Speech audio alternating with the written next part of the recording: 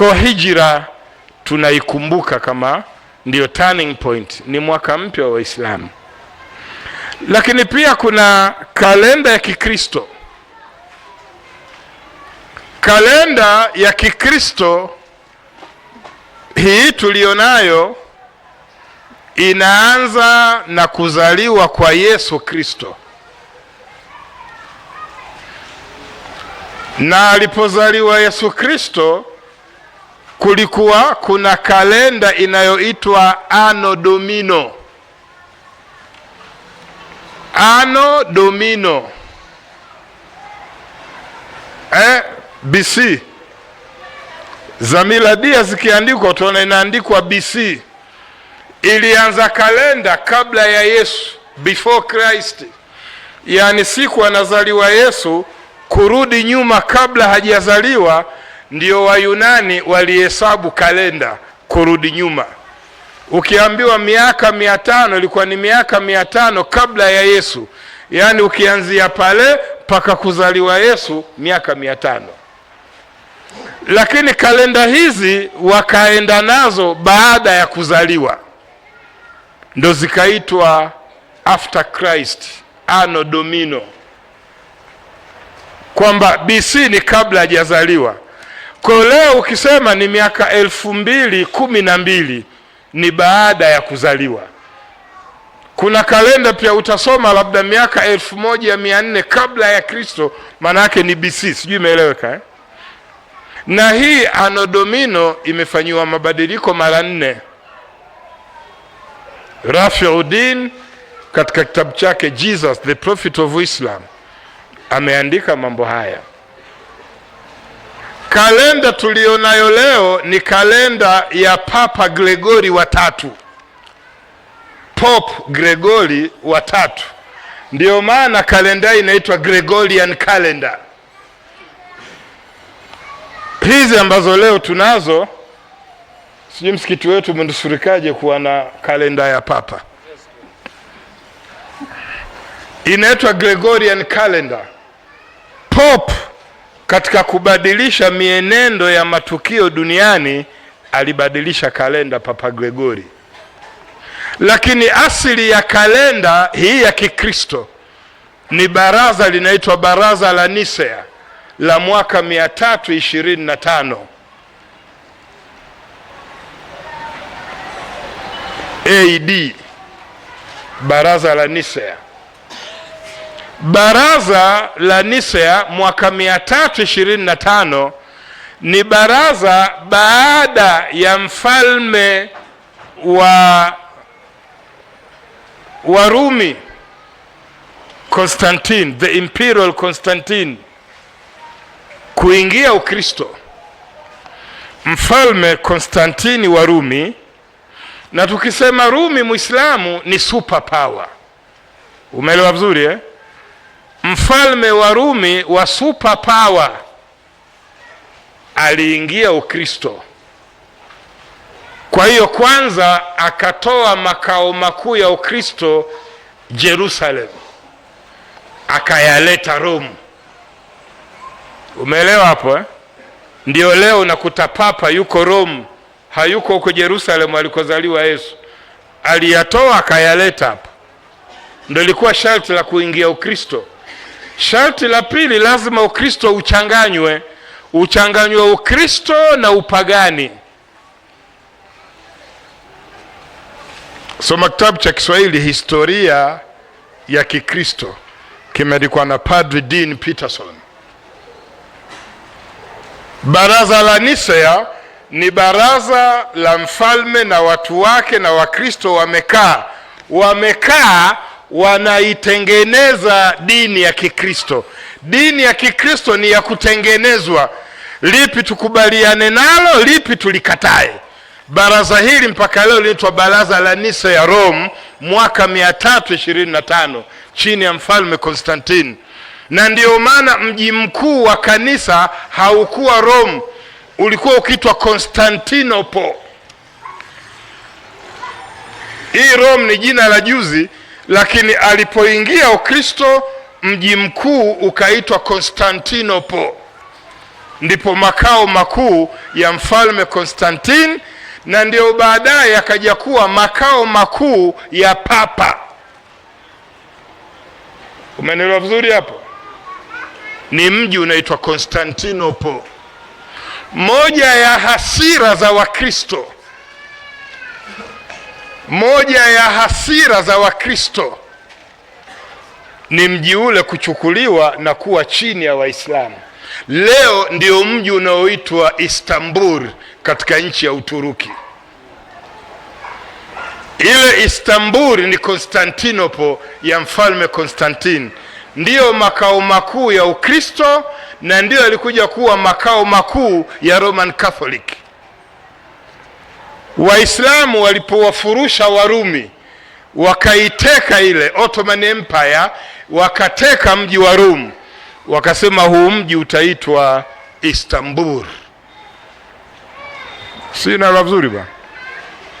Kwa hiyo Papa Gregory akatengeneza hii kalenda katika baraza lake la Nicea. Wale wanaopenda kusoma watafute kitabu hiki cha Dan Brown, The Da Vinci Code, cha Dan Brown, Da Vinci Code. Wanaweza kusoma Kiingereza. Bahati mbaya elimu kubwa bado yuko kwa Kiingereza. Kitabu hiki Dan Brown alikisoma padri mmoja wa Kikatoliki, mwandishi mkubwa sana wa gazeti la Raia Mwema, Privatus Karugendo. Ukitafuta Raia Mwema makala zake utazikuta. Kwa mara ya kwanza Karugendo alisoma kitabu hiki Dan Brown, Da Vinci Code. Aliposoma kitabu hiki akaandika makala enzi hizo kwenye gazeti la Rai, akaandika kuhusu Da Vinci Code. Neno Da Vinci ni neno la mtu anaitwa Da Vinci. Code ni haya mambo ya herufi za siri, leo tunasema password. Sinaeleka vizuri ba? Da Vinci alitengeneza alama za siri, ndo zikaitwa code. Karugendo aliposoma kitabu hiki aliachana na kanisa lake Katoliki, akaanza kulikosoa, na parokia yake ilikuwa ile ya Bugando, ile ndio ilikuwa kanisa lake Karugendo. Na moja ya makala yake kwenye Rai akaandika kabisa, lazima kanisa Katoliki libadilike, lijitoe kwenye upagani wa asili. Akafukuzwa upadri. Kardinali Pope akamfukuza upadri. Leo upadri ni jina la heshima, lakini alishafukuzwa. Sio haruhusi kusalisha wala kusamehe dhambi za watu. Alichokisoma humu kilimtisha. Da Vinci Code. Sina vizuri ba? Na humu nimeonaona leo hamna Ukristo. Ukristo ni upagani, hauna mahusiano yoyote na mafunzo ya Yesu. Hauna. Wakatoliki wana shirika moja linaitwa Opus Dei, Kilatini, Kiingereza God's Work, Kiswahili utumishi wa Mungu. Ni shirika linaitwa utumishi wa Mungu, God's Work, Kilatini Opus Dei. Nimemwonyesha ndugu yangu mmoja leo, nikamwambia hebu soma hapa. Mwandishi badala ya kuita God's Work akaita God's Mafia. Yaani Ukatoliki ni umafia wa Mungu. Tukisema mafia sasa Mtanzania anaelewa. Ni umafia mtupu. Anaandika huko. Sasa Mario Puzo ameandika kitabu kikubwa kama hiki. Yeye anazungumza Opus Dei peke yake, hachanganyi na mambo mengine. Tafuta kitabu hicho kisome kitabu hicho, ndio utajua kwa nini BAKWATA iliundwa, kwa nini Mkapa amekwenda mahakamani kwenye kesi ya Mahalu, ndio utagundua kwa nini Mkapa aliuza rasilimali zote za Tanzania kwenye utawala wake. Uza manyumba, uza migodi, binafsisha reli, binafsisha, mpaka usome Opus Dei, the Gold Mafia, ndio utaelewa nchi hii ilikofikishwa na Mkatoliki Mkapa.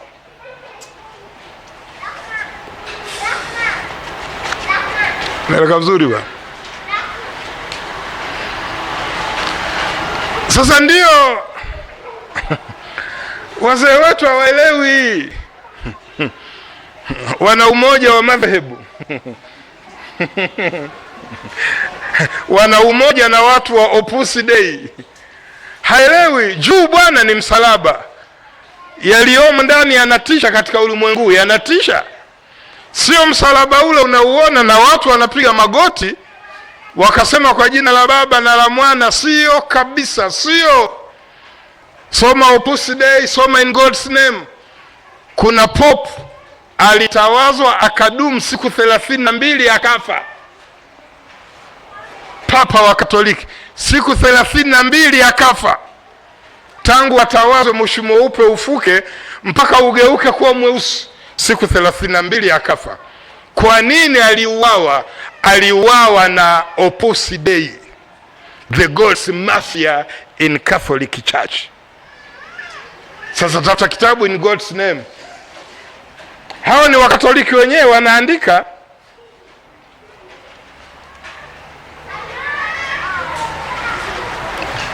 Tafuta kitabu Vicars of Christ, the Dark Side of the Papas, cha Peter de Rosa.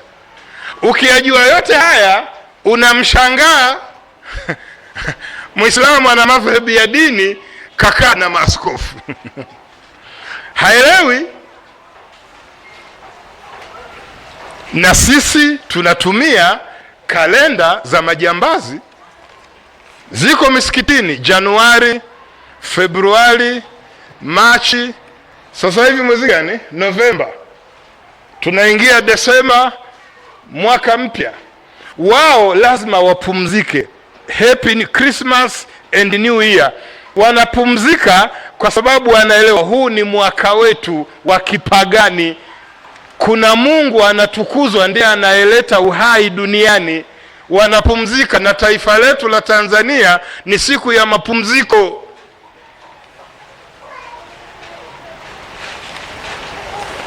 Mbona vizuri hema? Tafuta kitabu hiki, anajua Kiingereza, ila usije kuniazima, siazimishi. Na msikitini utakuta kalenda Januari, Februari, Machi, Aprili, Mei. Shule zetu watoto wanaimba miezi, waijue vizuri. Tena imetengenezewa mwimbo, sijui shekhe imetengeneza kaswida za miezi ya Kiislamu. Wenzetu ni mwimbo ili mtoto ajue vizuri. Januari, Februari, March, April, May, June, July, August, September, October, November, December. Mtoto ana claim. Sijui na sisi kuna Muharram, sijui nini. Toa kaswida wametengeneza.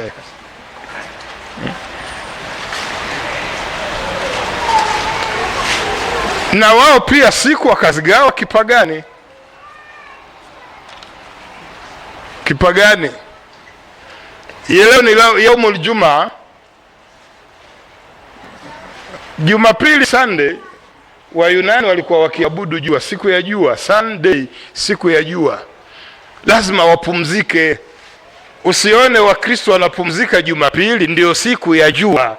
Wayunani zamani wanaabudu jua. Lazima wapumzike, kazi zinasimama. Mpaka leo wanaabudu jua na kazi lazima zisimame. Na siku ya kuabudu jua iko kwenye msikiti wetu inaning'inia. Kwenye kalenda za Kikristo ndio tunapangia mishahara, harusi, birthday, ndoa, nini, kwa sababu sisi tumetawaliwa na Ukristo. Tumetawaliwa na mfumo wa kitwahuti. Hatuna namna. Paka imekuwa ni hata mimi naizungumza, ukinitoa hapo kaniweka pale nishasahau kama Muislamu. Tatumia haya maana yameingia mpaka kwenye damu na ubongo. Ndiyo, Agosti, kuna limungu kule Uyunani linaitwa Augustus, na lenyewe lilikuwa na mwezi wake, ndio mwezi wa kumtukuza Mungu, anaitwa Augustus na vitu kama hivyo. Sasa sisi kama Waislamu tufanyaje? Kalenda, la kwanza tununue kalenda za Kiislamu. Si nyingi sana, lakini leo alhamdulillah ziko taasisi zinajitahidi kutoa kalenda za Kiislamu. Ndugu zetu hawa wa Shia Isnasheri wanatoa sana kalenda za Kiislamu, tutafute tuwe nazo. Islamic Propagation Center IPC haitoi nyingi, lakini hutoa kalenda za Kiislamu, ingawa nyingi zinaenda kwenye kamati za kuendeleza Uislamu, lakini hutoa kalenda za Kiislamu. Na taasisi nyingine zinatoa kalenda za Kiislamu. Tununue kalenda za Kiislamu. Na leo alhamdulillah ukitembea misikitini kuna diary pia zina kalenda za Kiislamu. Nunua diary yenye kalenda za Kiislamu. Ukijua leo Kikristo pia unajua leo Kiislamu. Baada ya kununua, hebu mambo yetu mengi tuyapange kwa kalenda za Kiislamu. Ukiwa na shughuli yako, panga kwa kalenda za Kiislamu. Automatically kalenda hizi kwetu zitakuwa ni familia, tutazizoea. Zamani sisi tumekuwa, wazee wetu hawajui kalenda hizi za Kikristo si sana. Wao ilikuwa ni mwezi ngapi, mfungo 4, mfungo 5, mfungo ngapi. Akiona mwezi umeandama anasema naam, mfungo 6 huo Maulid imeingia, anajua mwezi wa Maulid umeingia. Naam, huo mfungo 10 na anajua. Sisi leo hatujui miezi hii. Sio vizuri bwana. Kwa hiyo kuna kalenda hizo mbili, tuanze mazoea ya kuzitumia kalenda zetu za Kiislamu. Sasa baada ya haya, salamu alaikum wa rahmatullahi wa barakatuh.